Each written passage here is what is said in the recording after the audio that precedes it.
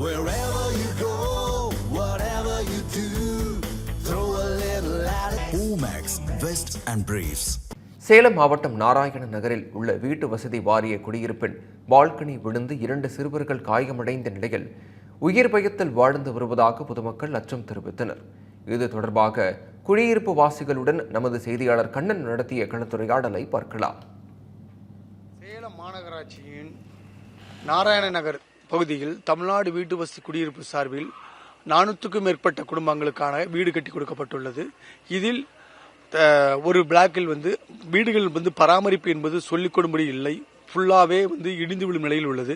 ஆனால் அந்த பகுதி மக்கள் எங்களுக்கு வேறு மாற்று வீடு தர வேண்டும், ஒதுக்கி தந்தால் நாங்கள் செல்ல தயாராக இருக்கிறோம் என தெரிவித்தும் அரசும் மாநகராட்சி நிர்வாகம் சரி, தமிழ்நாடு வீட்டு வசதி நிர்வாகம் சரி அவருடைய கோரிக்கையை ஏற்கவில்லை. இந்நிலையில் நேற்று மாலையில் அந்த ஒரு வீட்டின் பாலடைந்த ஒரு வீட்டில் வேறு வழியின்றி வசித்து வரும் அந்த வீட்டின் பால்கடி விழுந்து 2 சிறுவர்கள் காயமடைந்தனர். இதில் அதிர்ஷ்டவசமாக ஒரு சிறுவன் தலையில் காயம் ஏற்பட்ட நிலையில் 5க்கும் மேற்பட்ட தையல் போடப்பட்டு அவர் அரசு மருத்துவமனையில் சிகிச்சை பெற்று தற்போது வீடு திரும்பியுள்ளார். அவரிடம் நடந்த சம்பவம் குறித்து நாம் நேரடியாக கேட்கலாம். சாலா, என்ன நடந்துச்சு? என்ன மாதிரி நீங்க அதை எப்படி உங்களை யாரு காப்பாத்துனா? என்ன நடந்துச்சு? கீழே உட்காந்து படம் பார்த்துட்டு இருந்தோம்.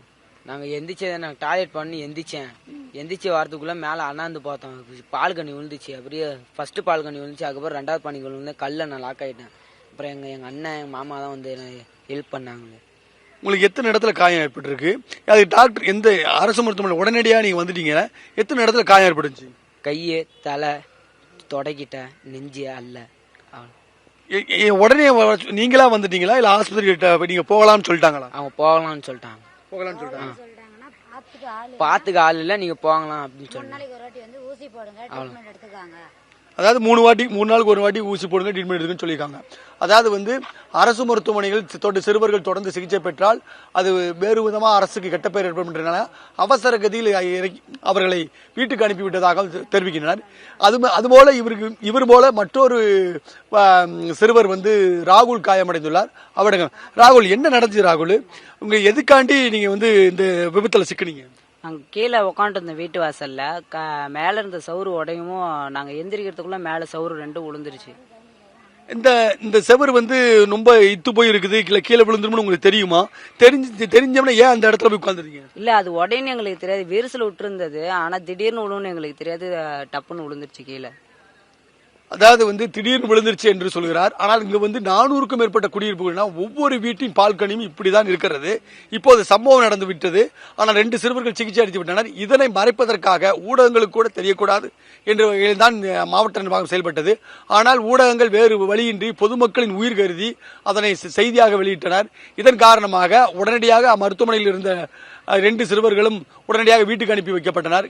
ஆனால் தற்போது இந்த இடத்தில் நம்ம களவாய்வு மேற்கொண்ட போது 400க்கும் மேற்பட்ட வீடுகள் பால்கனி எந்நேரமானாலும் விழலாம் என்ற சூழல் தான் இருக்கிறது. அரசு எங்களுடன் உயிருடன் விளையாடுகிறதா? எங்களுக்கு மாற்று இடம் தர வேண்டும், மாற்று வீடு ஒதுக்கி தர வேண்டும்.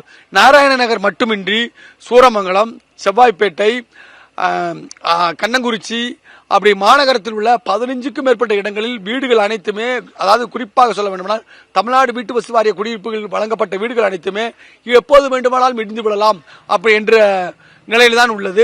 எனவே மக்களின் உயிருடன் விளையாடும் அரசு உடனடியாக மக்களை காவு கொடுப்பதற்கு முன் அதனை தடுத்து நிறுத்தி தமிழ்நாடு வீட்டு வசதி வாரிய சார்பில் புதிய வீடுகளை ஒதுக்கி கொடுக்க வேண்டும் என அந்த பகுதி மக்கள் கோரிக்கை விடுக்கின்றனர். தமிழ் ஜனம் செய்திகளுக்காக ஒளிப்பதிவாளர் சுமனுடன் சேலம் செய்தியாளர் SK. Kannan. Wherever you go, whatever you do, throw a little at it. Omax, Vest and Briefs.